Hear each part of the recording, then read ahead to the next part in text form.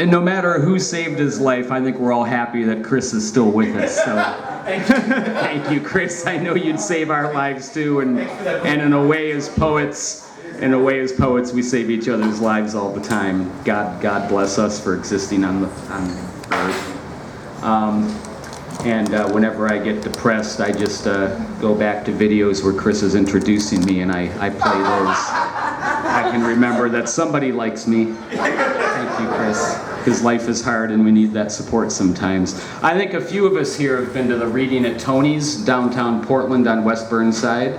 Several of us. And so you know Frank Sauce, those of you who've been there. He's one of the hosts there along with Tommy Gaffney, whom we love.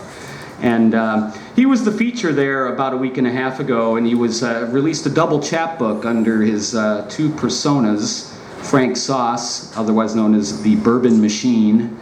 It's mostly poems about bourbon and being drunk. And Jeffrey Bershaw, though, is the sensitive side of him, and it's his real name, and it's the side that writes love poems to his wife Hilda. We don't often see that at Tony's, because as soon as he gets his first bourbon, he's Frank Sauce. He also is a sort of a sycophant lover of Wallace Stevens, and I like to make fun of him for that. So I wrote an honorary poem for Frank and Jeffrey I'll share with you. The Queen of Ice Cream impaled the Emperor and invented a new flavor called Wallace Stevens.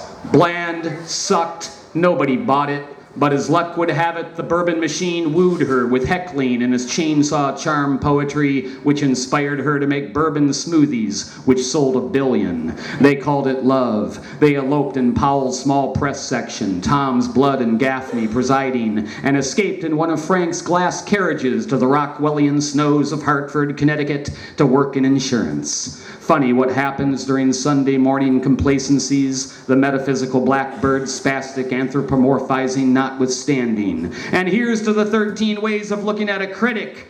Critic.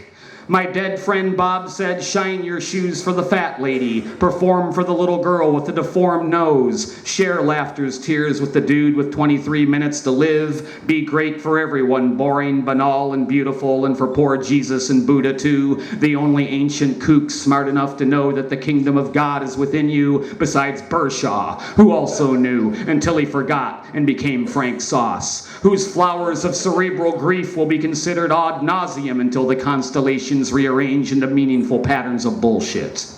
Of course it was inappropriate when he told Emily Dickinson to suck it, but we loved him for it. Alone there in his revolving gallery of calculating smirks, Frank Sauce was the sausage of love. Sausage of love, sausage of love, sausage of love. I was 2 years old when I saw her naked and thought, wow, she's got nothing down there. I wonder what that nothing is. I should have wondered something else. Hanake, the 69-year-old elephant, has lived in a Tokyo zoo since she was 2 in pretty much permanent despair. She's clearly bored and just needs more toys and more time with the zookeepers. The zookeepers said. Cha-Cha the chimp does not agree. Here she is screaming at the zookeepers below as they shoot her with a tranquilizer dart so they can return her to the zoo conditions under which she's languished and has attempted to escape from. She tried, they dragged her back. Everyone is Cha-Cha the chimp.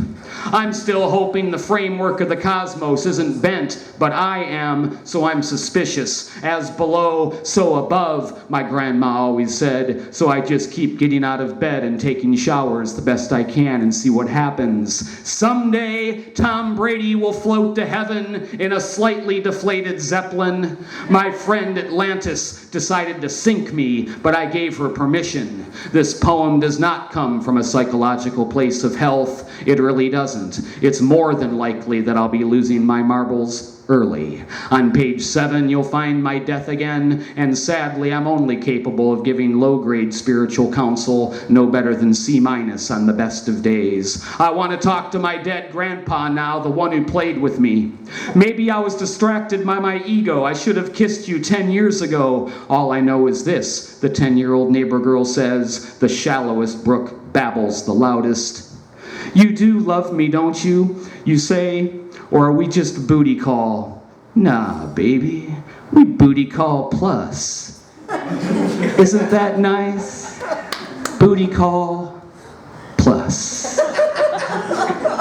What's love, you say? And chains, I say. I'm quite a find, you know. Lots of guys want me. We're all quite a fine, baby, I say, when we're found. I'm still thinking of Wallace Stevens's oranges and how I want to stomp on them, squashing 20th century pretentiousness gone. Yet I am also a poetry parasite. I never heard the word wisdom in college. It wasn't the goal of knowledge, money was. College taught me this: if the shoe fits, I'm stealing it and stepping in something. What did the mime say to the ventriloquist? No flying monkeys invaded the virgins of April. That was a good sign. But look at these clouds they made today. Puffy, idyllic, emanating strange, as if intending to calm any delirium a human may have. They need us docile. No, fuck them and their matrix. And blessed are the bastards who robbed the poor box, for they are also confused, frightened humans forced to play a complicated game that none of us can possibly understand in one lifetime. Meanwhile, NASA claims the space telescope has discovered a pretty new quasar. Sigma Bullshitus is its name. In a Multnomah County poll of poets most likely to be cared for by a life partner in old age, I came in last. I want my pink last place trophy now. You think I'm pretty, even though I'm old and wrinkly? Yes, you're pretty. You don't believe me. Don't airbrush the end of my life, she says. She led a perfect Instagram existence with pristine meals and party dresses. But at the end of the game, you couldn't tell if her team just won or, if she was burning to death. Sometimes experience weeps from doors that only innocence can close. You're dwindling in unbelief in beer, she says. Wrong. I believe in beer. My actual name is Jessica, Godzilla says. I kiss your face till our smile becomes the sky.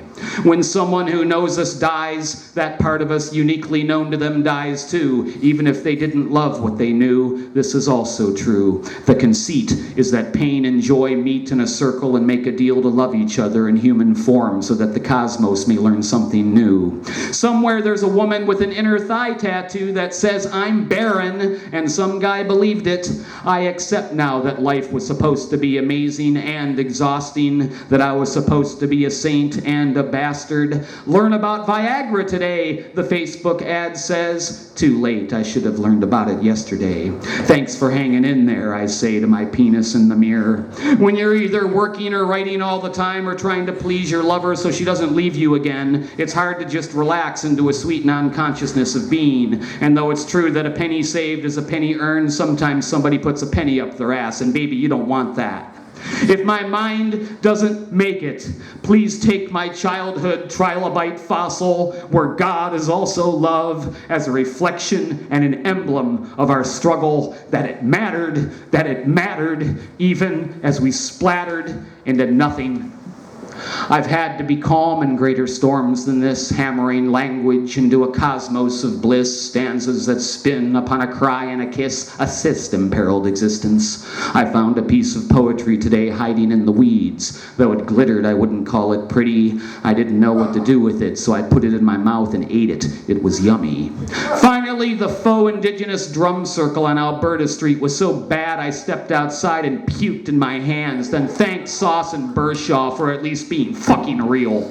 See you next incarnation, motherfucker, when we're both ants. I'll be the worker, you'll be the queen of ice cream. Then we'll mate and make new poets. Then we'll fold up like a flower and accept the coming freeze. Thank you for listening.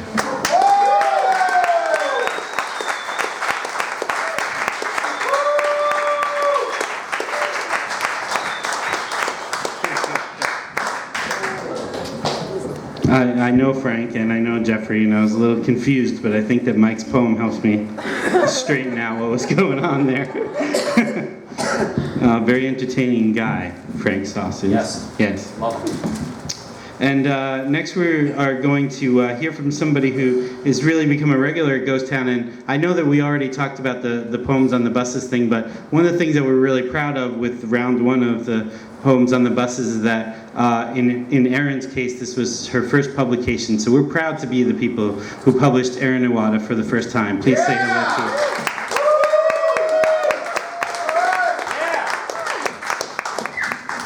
I didn't get to come last month. I was sad to miss, but we had to go down to California because actually Nat's here. That's Nat, my husband.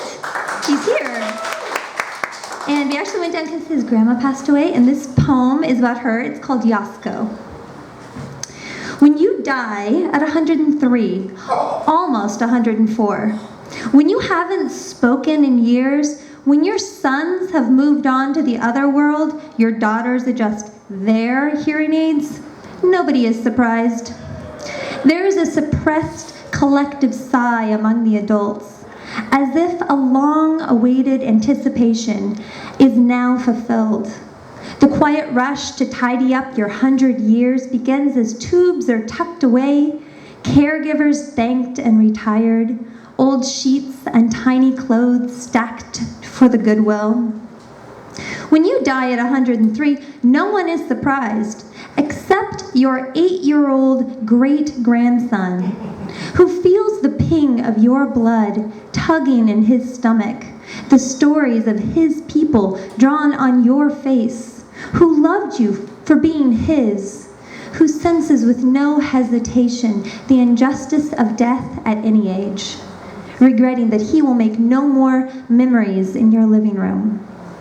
I wonder what kept you, not simply a strong heart. Were you awaiting salvation, or learned the secret of contentment, the release and rest you found you're enough, and it was enough for you to stay nearly 104 years, 50 on Pico and Olympic, 20 in Tokyo, a few camped out in the desert, one glorious year in Fort Worth. Even if it's not my blood, I feel the ping of your presence, kneading the mochi rice between thumps of the wooden hammer, fishing with a broad smile, learning English with your baby brother, possessing the guts to never leave the neighborhood as it went from black to Salvadorian to Korean. No one would move you again until you were blue and ready at 103 years, when quiet mourners secretly sigh, your little 8-year-old baby cries, and we all honor how you conquered time. Thank you. Yes.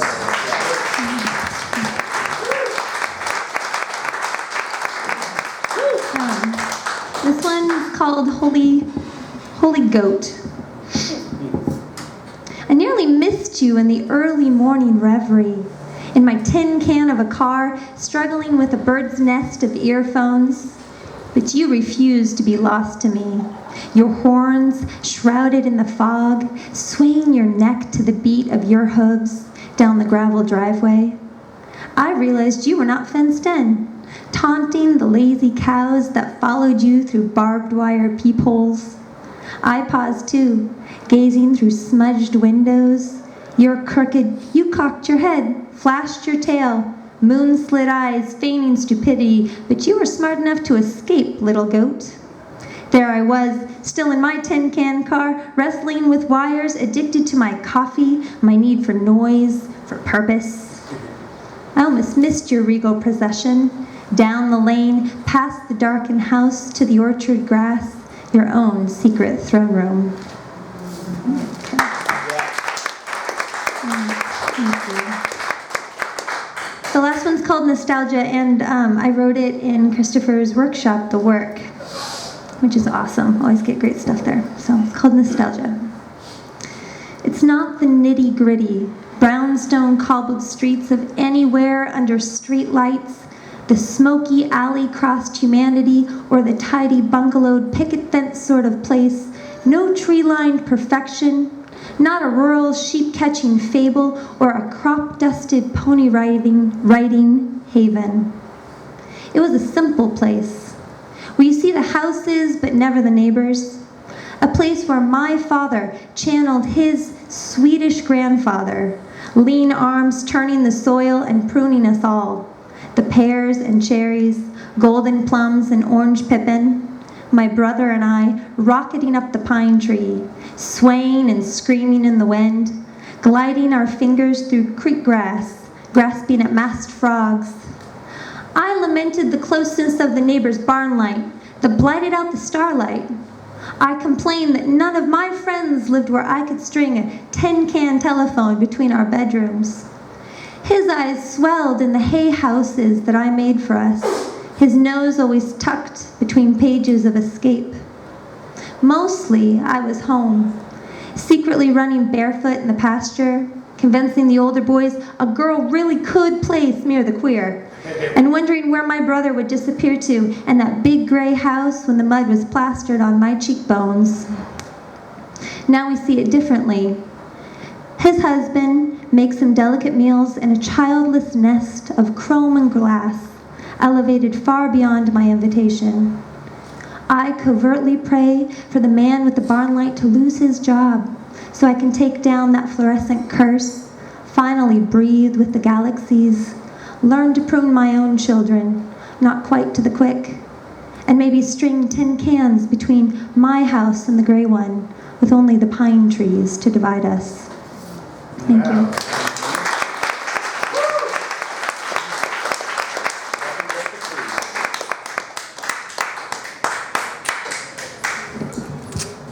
Well, well, guess who's next? Mr. Herb Stokes. Come on, Herb.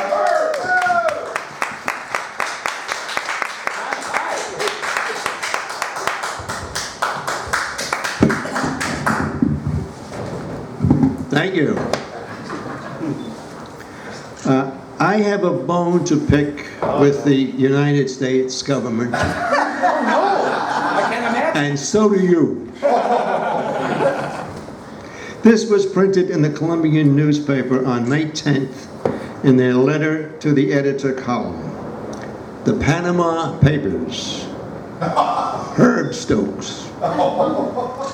Regarding the discovery of the Panama Papers, it is breathtaking to realize how many wealthy people and celebrities paid no income taxes, while the middle class have been called on to continually bankroll the questionable schemes and policies that politicians promote. And that is of little help to the middle class, but does, however, support criminally poorly run banks that failed and badly run auto factories that lost millions during the 2008-2010 fiscal meltdown. They took our money to bail them out. Contrarily, when a member of the middle class was caught neglecting his taxes, the full weight of the IRS came down on him with both feet. Houses and cars were seized and furniture removed from the house while the owner and his neighbors watched in disbelief. There were instances when families were forced to live out of their cars until the cars were seized and they were literally out on the street, right here in this country.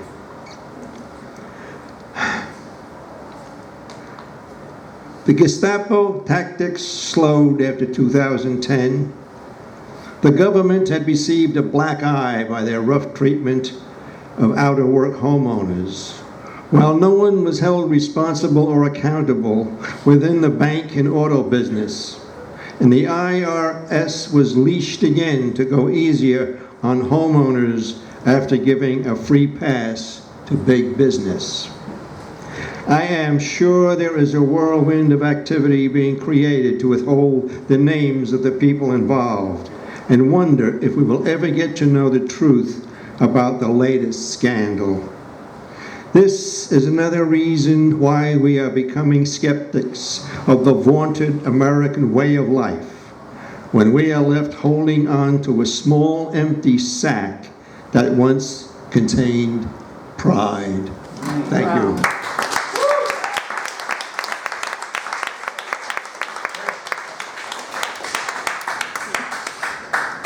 I think that's Herb's folder. Oops, could you pass that over? Thank you. Oh, thank you. I wonder why you doing it. All right. Next, we're going to hear from Jim Martin. Come on up, Jim.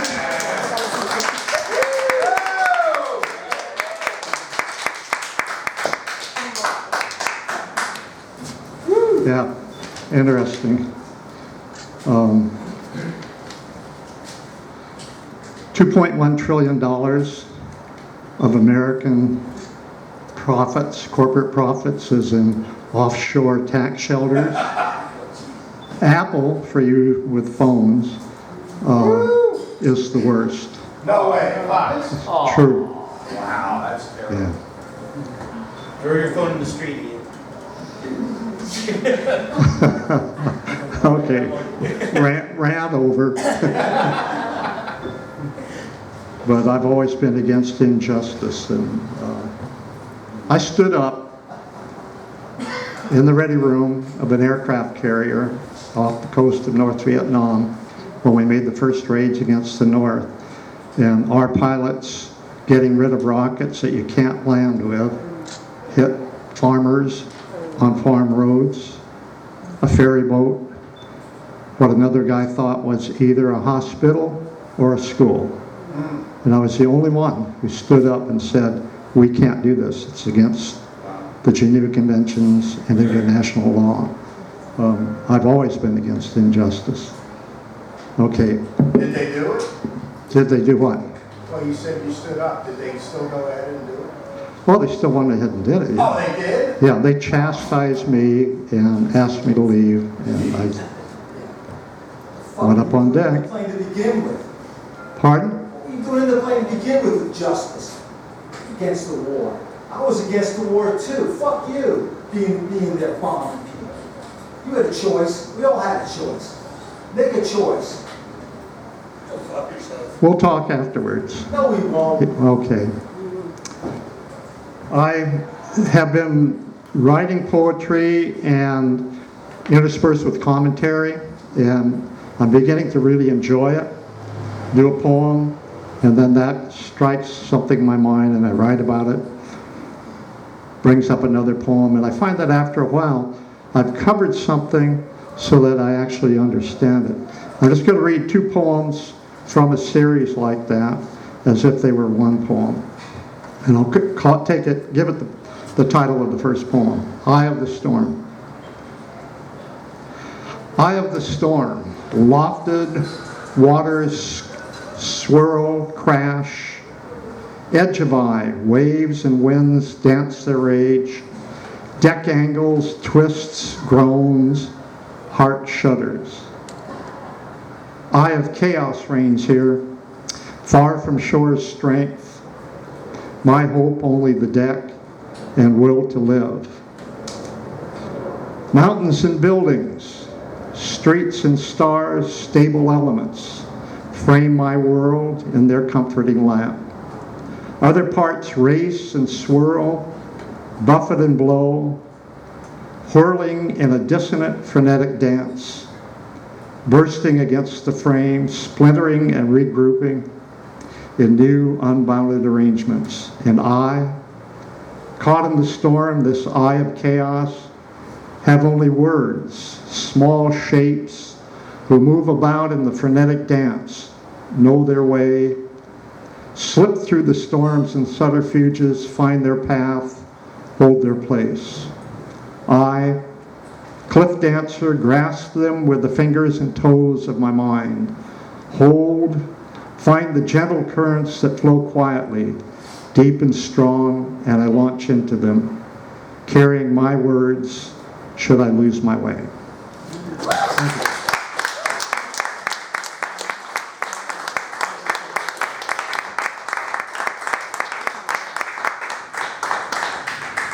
All right. Thank you, Jim. We're going to hear from Bruce Hall. Come on up, Bruce.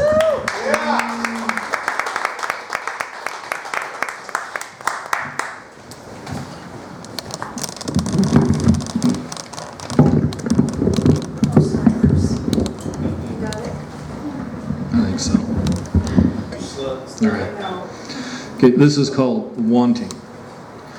Wanting is a useless pastime. No need to go to the store. Ain't no money in my pocket. Just see things I make believe I want, or act like I want to have. That blue, green, red, sparkly vase would look good in our window if the sun ever shined in. It's been cloudy, dark, non-stop rain since my baby died. No money for the doctor, no money for rent, no money for the dollar menu. Want? What the hell would I want? Nothing. Not from you, not from them, not from anybody. Want? I just want to meet God, so I can kick his ass for the pain and misery he brings down on me.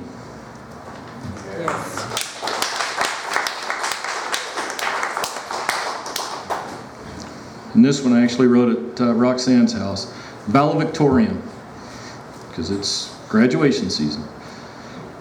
So you're off to graduation. Bet someone will give that speech that your class is special and gonna set the world on fire. Dream, young lad, dream. You made it. Dream big.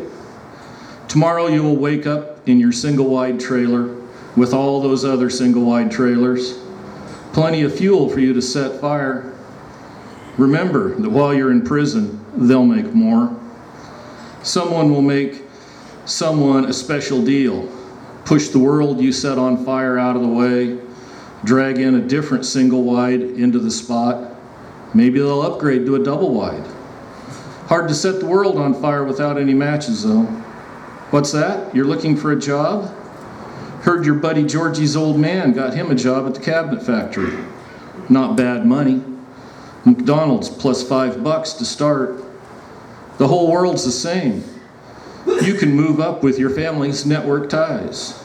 If your family labored in the mill, you could probably labor in the mill. Except there ain't too many mills anymore. College? A lot of money you don't have.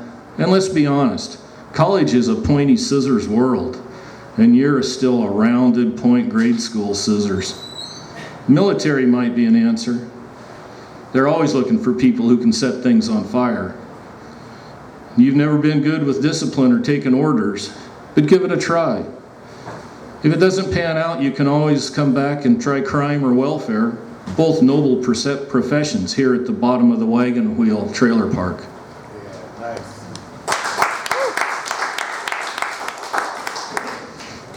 Good news. I bring you good news. Not the network news or glib sound bites. This is good news. I have good news. Get that smile ready. Those hankies for drying eyes. I have good news. The good news is, this good news is too good to keep to myself. This is good news. I need a pinnacle. High above the crowd, I'm shouting out this good news. This is real good news, not prophets for a rising good news, or good news of evil's death. This is good news. Gather your children, your spouse, grandma, that homeless man down on the corner. Everyone needs this good news. This good news will not be sold for naming rights or rented for commercial product promotion. I'm the bearer of free good news. This is good news. Don't rush me. Good news takes time. Don't waste it. Good news. You'll always remember where you were when you heard this good news. This good news is for sharing, for retelling at bedtime. That's how good this good news is. This good news is dreamy. Dream often, dream deep, dream of this good news. Yeah.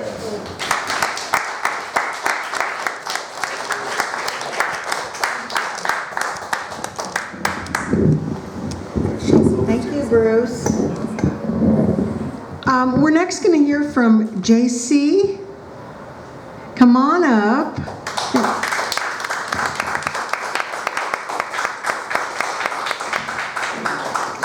And this is your first time reading here, correct? Yes, it is. So let's yes. welcome her.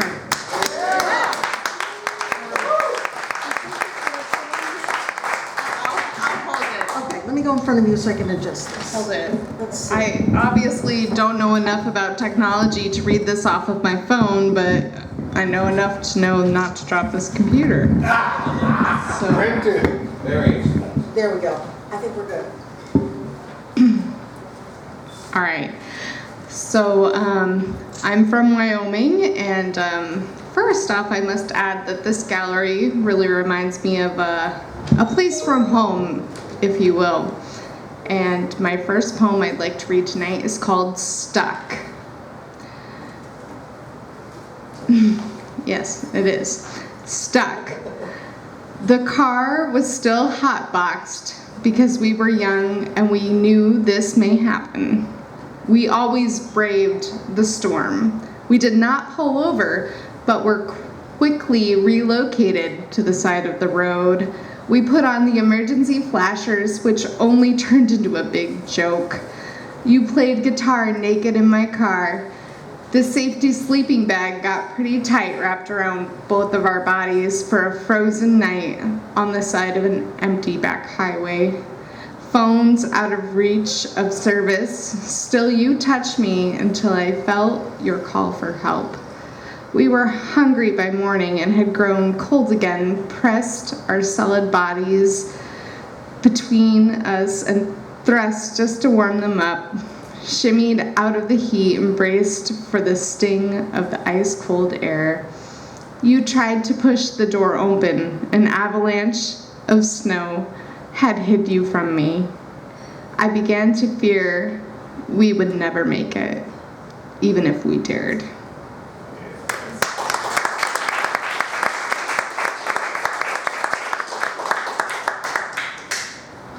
All right, my second poem is called Listen Closely. Don't be, and don't take yourself so easily. Set your head on a brick and pound out the ringing of your gunshot hand. Lift it and stand. Down all the dogs. I said, down all the dogs. Listen to their haunches grind to a close. Pull all the tongues with bare hands. Lay them on a brick and it down with your knife in the ouch. The tongues won't scream and the dogs surely won't roll over. Thank you.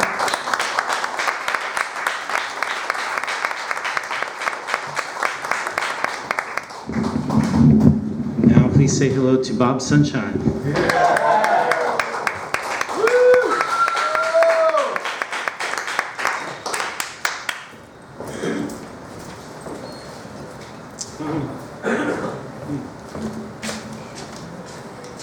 Marble lady,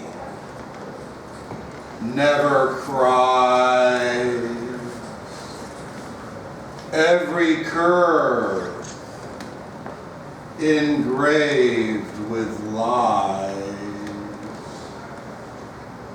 Skin as white as fallen snow. Suffer. Venus, the Milo. Picture this. Bod little lamb placed on stone by Abraham. Landscape gutted, signs, I made a mistake. Landscapes littered, signs gutted. Beware of God, cold-blooded. Please hold your applause for my car has left the parking lot. Prickly bush future looked bleak. Rubber gloves, technique, unique. Gold figure with dragon head. Close inspection straight ahead. Playing cards, solitaire trend. Bunsen burner, I love that word. Bunsen burner apprehend. Wisdom, wellness, woeful wish. Devil's delight, petri dish. Anthropologist. We didn't think we'd hear about him tonight. Aware. Ropes protect, dig. Human Humans rare, fading fast, fabled fiction couldn't deal with erection. Concrete mold proved, footprints matched. Oh, you better believe it.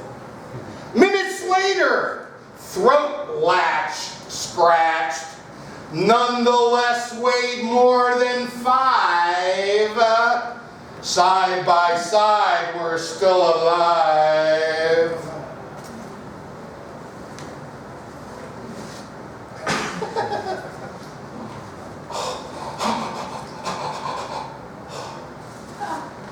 Oh, I love that. Empty hand pulled out. Nothing. Dramatic damn double ding. Death does. Duodecimal. Oh. Embryo, escrow, echo. Oh! Just written before I came here tonight! Tick-tock! Tick-tock! Tick! Time talks! Cuckoo! Cuckoo! Crocs! Clock! Cocks! Ding-dong! Ding-dong! Door dog gone. Nudge, nag, neurons none.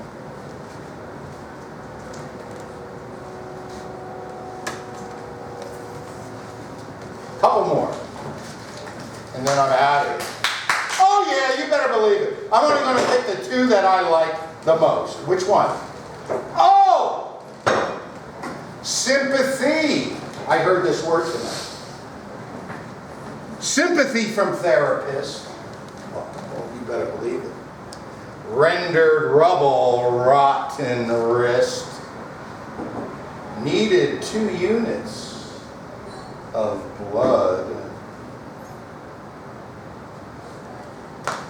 Precious penis stuck in mud. Thank you very much. Have a great night. Oh yeah. Let's put it back where it belongs. Take time to smell the roses. That was my favorite. Come on, right now. One more about it. Huh? Oh, one more. I thought he said one more. That's like an encore. Oh, hey. From an encore to go sit down and stuff the tank. But I can handle it. Thanks, Bob. Now we welcome, I have to make sure, yes, okay, she's still here. With an event that's this long, sometimes by the time you get to the second half, some of the people on the list are no longer in the room, but I'm very glad that she is still with us. Please say hello to Jenny Power. Yeah.